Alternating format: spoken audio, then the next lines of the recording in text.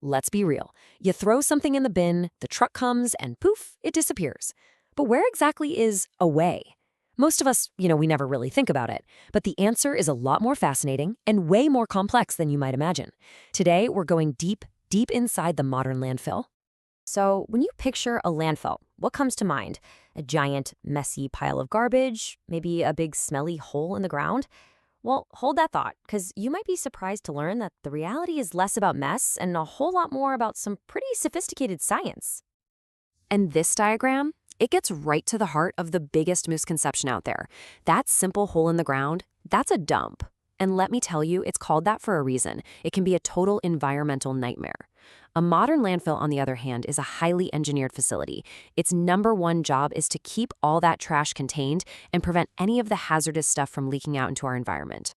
That's right, we're talking about engineering.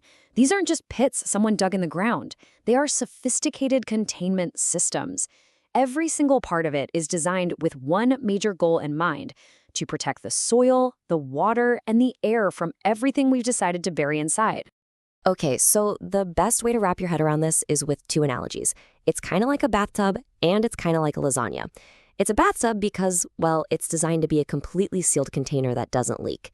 And it's like a lasagna because it's built up, layer by very careful layer. So let's build our trash lasagna. Understanding these layers is really the key to seeing how we prevent a massive environmental disaster. And the whole thing starts with stopping one particularly nasty ingredient from getting out. Meet the villain of our story, leachate, or as it's more colorfully known, garbage juice. Yeah. So when rain trickles down through all the waste, it picks up all sorts of nasty chemicals and toxins. If this gunk escapes into the groundwater, it can contaminate drinking water supplies. And that is why the entire structure of a modern landfill is built specifically to capture and manage this toxic soup. And here's that lasagna recipe in action. First, you start with the liner. Think of it as your baking dish. It's this super tough layer of plastic and compacted clay that stops leaks. Next, you put in the pipes, which is basically a drainage system that acts like a straw, sucking out all that garbage juice so it can be treated safely. Then, you add the trash, which gets smashed down by massive bulldozers to fit as much in as possible. And the final touch for each day's layer? A cover of soil.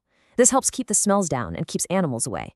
This whole process just repeats, day after day, building the landfill up and up.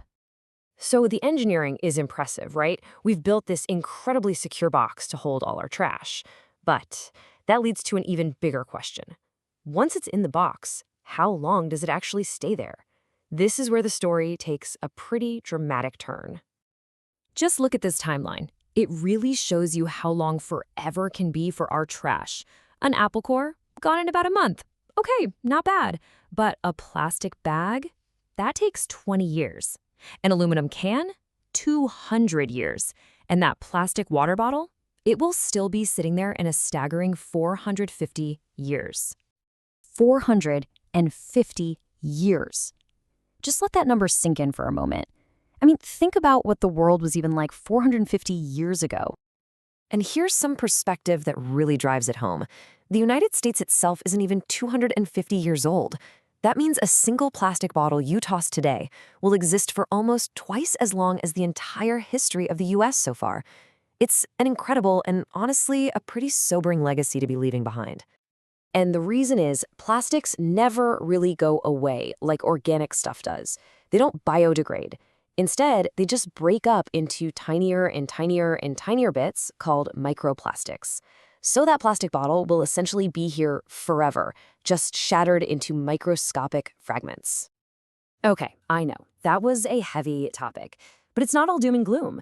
That same brilliant engineering that contains our trash is also getting smarter about finding value in it. So let's look at how we're starting to turn a problem into a resource. This is amazing. When organic waste, like food scraps, rots without any oxygen, it produces methane, which is a really potent greenhouse gas. But modern landfills now use those same pipe systems we talked about before to capture that methane. So instead of letting it escape and warm the planet, they burn it in a generator to create electricity.